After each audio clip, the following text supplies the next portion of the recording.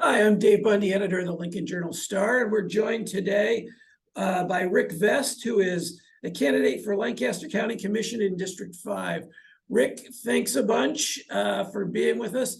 Before we ask you to do most all the talking, we'll have this other person on our screen introduce himself. Kent? Yeah, I'm Kent Walgamot. I write about arts and entertainment. I've been on the editorial board for over a decade, and we've done this before in person. Yeah, these Yes, introductions are mostly for our readers, since we've done this. We've done this before. So, Rick, thank you again for being with us. First question is kind of an introductory one. Give folks a chance to learn more about you. But why do you elected office does not look fun all the time these days? Why do you want to continue to be a county commissioner, and what experiences or attributes make you a good fit for this? Okay, Dave. Thanks for that. Just a little bit of history. I've been involved in service to my community, my church, my local school throughout my life. And so public service is just a big part of who I am. Enjoy people, enjoy working with all kinds of different diversities of personalities and groups, which was my experience at Havelock Shops and as a claims representative for Burlington Northern Santa Fe Railway Company. And obviously that was a part of my experience when I was a mediator through the mediation center for over 20 years. So I really enjoy people. I have a big concern about the future. With my wife and I have 21 grandchildren. It's really important to us that we leave our community, our city and county in a good position for the future, and help those folks have an opportunity to enjoy the high quality of life that I've enjoyed here in this area. So I really enjoy working with the other commissioners, with the other department heads. I really enjoy being a part of putting pieces together and helping solve problems and build a brighter future. And I guess just as far as what traits or experiences or skill sets I have that help me be effective, I would say it's that diversity of life experience. I was a union member at Havelock Shops, walked the picket line when we felt like the company wasn't being fair. As a claims representative for the company and management, I've defended the company in court. So I understand that there are a lot of different perspectives on issues and topics. I know that it's important that we all do our best to understand each other and work together, because that's how the best outcomes come. And I've done that through all the experiences I've talked about. I've done that with a lot of different people over the years. It's my personality to pull people together. And I think that's my greatest strength as a commissioner. All right. So people define infrastructure sort of, in a variety of ways. So you're free to interpret this question how you like, but what are your priorities as far as repairing, replacing, renewing infrastructure in the county? That is a great way to say that. Infrastructures has a variety of definitions and a variety of challenges. Lancaster County is a really unique county in that we're, one, geographically a very large county, and two, the center of our county is occupied by a large metropolitan center. And we have this really intricate grid all around Lincoln. So we have the challenge of Lincoln spreading out and Lincoln expanding, and then that creates more demand on the roads that are very close to Lincoln. We have this large, intricate system on the outer edges of the county that's very old and in need of upgrading. We've done, I think, really good work the last 4 years, Dave, in that we have allocated close to $10 million in additional funding to the county engineer's office. We've assisted with efforts to obtain federal money so that some of these big projects that are very expensive but on heavily traveled roads, for example, South 68th Street or South 98th Street, it would be a challenge to do those with just property tax owners, property tax payments from Lancaster County.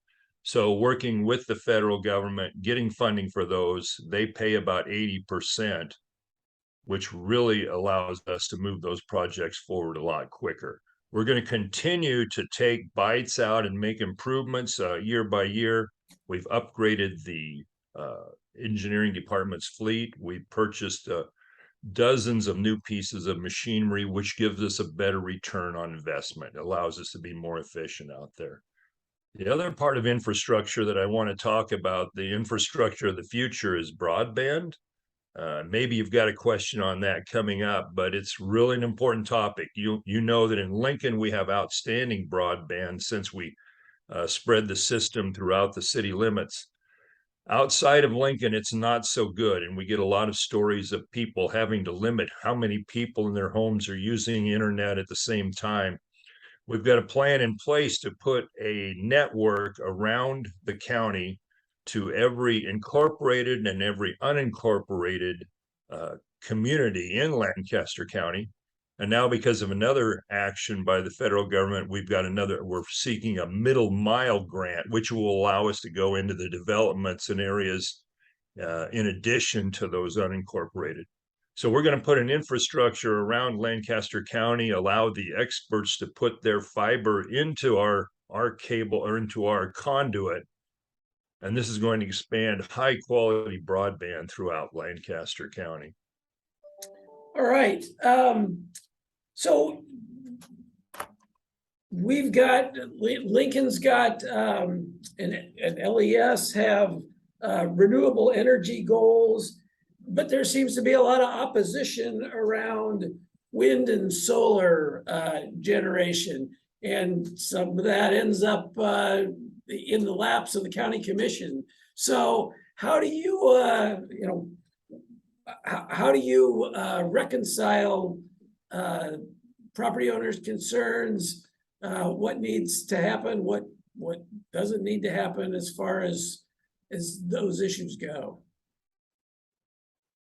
Yeah, that's a great question. And I think any commissioner will tell you that the most challenging and the most emotional, passionate days we have as commissioners are when we have public hearings about changing in zoning regulations. We've had a number of them in my 4 years, from chicken barns to campgrounds to a variety of potential upgrades. But by far the most controversial are wind turbines and solar panels. So what we run into as commissioners there are landowners, there are groups that support renewable energy, and there are a lot of folks who think climate change is one of the biggest issues facing the generations that are coming after mine, I would say. Really concerned about the future of green energy, and they're all for it. There are landowners who want to pursue economic opportunity through solar panels or wind turbines.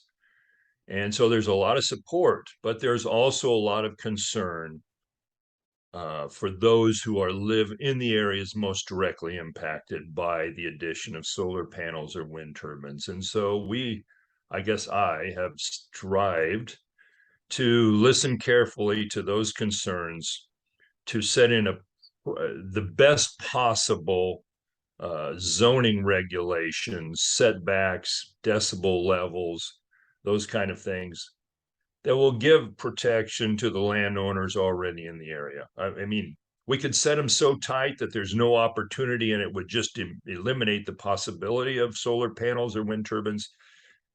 I've chosen not to do that. The board's chosen not to do that. We're working hard to find the best balance possible. Not an easy task because some people just don't want anything added in at all. That's not acceptable to us going forward. So we're working to find solutions that provide protection and provide opportunity. challenging task.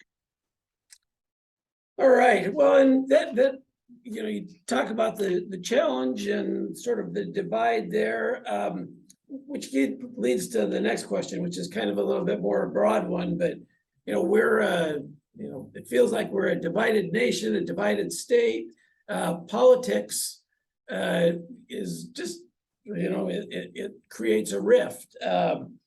How do you account for the opinions of people that you may not agree with? How do you listen to the opposition or alternate views? No, I like that question a lot. And I think it's more important now that as leaders that we are doing what you're saying there, taking into account a lot of different points of view.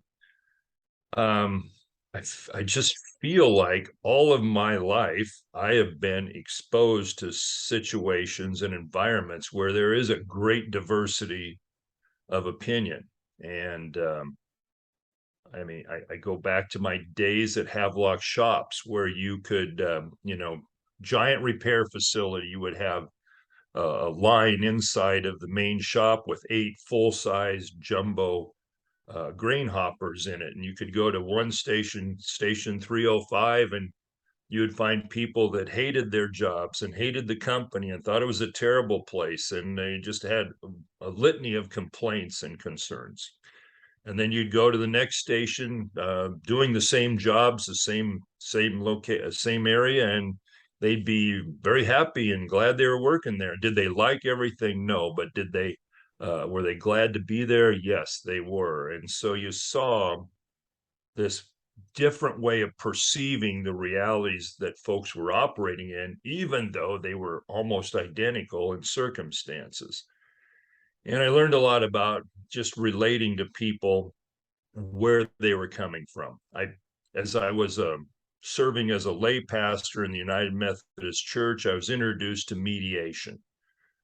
Mediation is a process where someone like myself would be a neutral third party sitting with people who are having a dispute. It could be a divorce, it could be a business disagreement, it could be a landlord tenant issue. There are all kinds of things where we would serve to work with people who saw things from very, very different perspectives. And what I found most important in those situations was learning how to listen, learning how to make sure I gave feedback to the people that were involved, showing them that I was understanding their concerns and why it was important to them.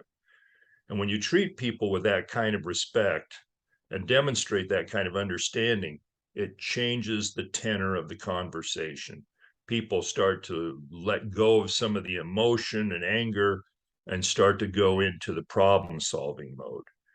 I found that incredibly helpful in all my different areas of life to practice that, that listening and understanding. And it's surprising how much common ground there is when we can talk to each other with respect and care and compassion instead of seeing each other as the enemy. That's what I think we need to move towards. And we have done that on this board. There were challenges in the last 4 years where the 5 of us did not agree and saw things very differently. And the good news was we had 5 really strong people on the board who were mature adults and caring people. And we were able to work through those differences to find the best solutions repeatedly. And it's become a real joy to be a part of that group. All right. Kent, this would be a good place for you to jump in with the old Kent Walgamot questions. Well, I have one in specific. I know that the county is somewhat, at least, involved in the effort for to get a second water system for the city. What are your thoughts on that? How much the county should be involved? Or should it be involved at all? Or anything Yeah. like that. No, I appreciate the question, Ken. Thank you. Really, really, really important topic for the future of the community of Lincoln, but Lancaster County as well. And when we have hearings about developments that would take a lot of water, that is always one of the biggest concerns the landowners in the area express, is how much water will be used, what it will do, how it will impact the water supply that they're dependent upon in their homes and communities. So this opportunity to expand water service, not only to protect the city of Lincoln, but there are proposals that are being considered that could everything's kind of potential right now, but could expand beyond the city limits, beyond just Lincoln, but even into communities like Waverly. So it's vital that we start this process now and explore the options to make the best choice, and then have a discussion. Who wants to be included in this expanded water system? Just to show you how important water is to growth and development in Lancaster County, when we got the ARPA funds and we had the opportunity to improve water systems, we did allocate $2 million to the Rural Water District, with the understanding that that expanded water supply would allow for more growth and development in east and somewhat southeast Lincoln. This is what the board's been supporting, and water is just a key part. If our county and city are going to keep growing and keep having quality of life, vitally important. Lancaster County, we have one representative sitting on the exploratory committee, and he updates us as things go on. Just a really important issue, and we're all in on supporting this effort.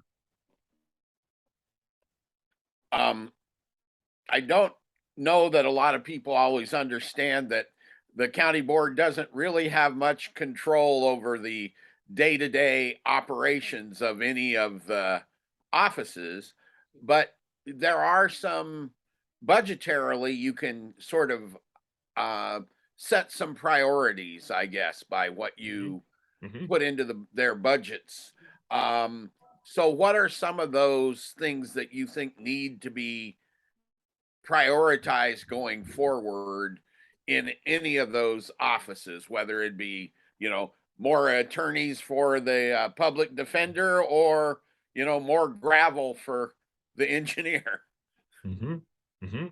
Yeah, you've hit on a really interesting topic. We could spend the rest of the time discussing the dynamics of having 5 elected county commissioners who oversee the entire Lancaster County budget, and 7 of the department heads that are involved in county operations are elected on their own accord. So literally, the sheriff runs the sheriff department.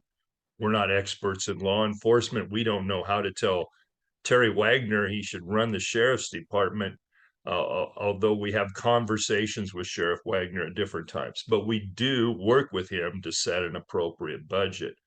I guess just a couple of things that I'm really proud of in the past, and then talk about where we still need to go. 3 topics come to mind. One is the increased funding to engineering. When I came into office 4 years ago, there were 28 bridges that were closed and out of service. Today, it's in single digits. It's under 10. We've made tremendous progress.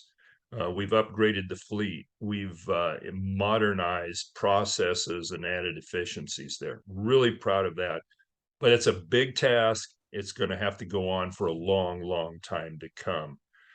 We supported the sheriff's department. In the last 4 years, we've gone through record flooding, civil unrest, a global pandemic, and all the other changes that are going on in government. After the events following George Floyd, we worked with the sheriff's department to get body cams for all the deputies. We added to the sheriff's budget in a way, he was supportive of it. We wanted to work with him. We added to the budget because we felt it was important that law enforcement personnel in our county had that equipment. And we've supported all the anti-incarceration programs that make sense, drug court, DUI court, veterans court. The goal is to keep people out of jail, to help them get what they need to be healthy, productive, and stable so that they can be in their homes, so that they can be employed and be a part of our constructive society that we want them to be. Every effort towards that, we really want to see those efforts grow. As far as the future goes, starting with infrastructure, it's just going to continue. I think we're getting in position where we can make sustained positive progress on upgrading the bridges, the culverts, and the roads. It's going to be a joint effort. We are making it a legislative priority this year to bring the East Beltway into the discussion. We all know how important, or East Bypass, I guess it is. We all know how important that is and how much pressure that would take off of some of the county roads, like 148th Street. We're starting that discussion now, and we are setting money aside for that, for the potential of helping that to go on. Another one where we are setting, well, I would say we've committed money. There are a number of areas we've set money aside in. One is the CJIS project, Criminal Justice Information Systems. Our computer systems that's used in that area are badly outdated. I think they're from the 70s or 80s, somewhere back where computers were just beginning. That's going to be a massive project that we share with the city of Lincoln. We've set aside almost $5 million to fully fund our part of the upgrade of that information system. Really important that we stay in front of that. We've set aside funding for future federal road projects. As I said, if it's a $10 million project, when the feds come in, they expect a local commitment typically of 20%. Well, you say, oh, we're getting federal money. That's great. But that's still a $2 million commitment from the property tax owners and payers in Lancaster County. We can't wait till those happen to start gathering those funds up. We're committing funds so that we're ready when the opportunity arises. The big ones that I see in front of us, I just want to talk about the jail for 1 minute here. The county jail was built in 2013 with a 20-year loan repayment. JPA was put together. I didn't realize this when I came into office, but the expectation was that the county jail in 10 years would reach capacity, and the need for additional construction to add on to the county jail would occur at the 10-year mark. That's next year. That's one of the reasons we're working so hard with the community corrections, the public defender, the county attorney, and the police and sheriff's departments to find alternatives, to create mental health alternatives where people don't become part of that revolving door system where they're not getting care and support and they end up being incarcerated because we don't have other options. We're working very hard with good organizations like Centerpoint and others in our community to have facilities available where those people can get support and stabilized and avoid going into jail. Those are really big topics. Dave always says I won't be shocked by anything, but I just learned right now that the jail was anticipated to have to be built on 10 years after it was constructed. That's kind of mind-boggling in a way. That's a well-hidden secret. I only found it out halfway through my term that we've approached it at times, and that creates enormous stress. And if we go there and we're sustained for very long, it will create challenges that will be difficult. All right, Kent, are you done? I am finished. Okay, last question for you, Rick, is you can use it if you've got a stump speech or whatever, but the gist of it is, what have we not asked you that you wish we would have? I would just say that as I think I stated it earlier, maybe we weren't recording. First of all, thank you to everyone at the Lincoln Journal and Star for all you do. We appreciate the way you cover the issues. We appreciate what you do for our community. I think it's vitally important that we have healthy newspapers, and to you and to everyone else there, thank you. I guess I would just say that, my history's documented. Grew up in Greenwood, very small rural community. Grandparents stayed on the farm.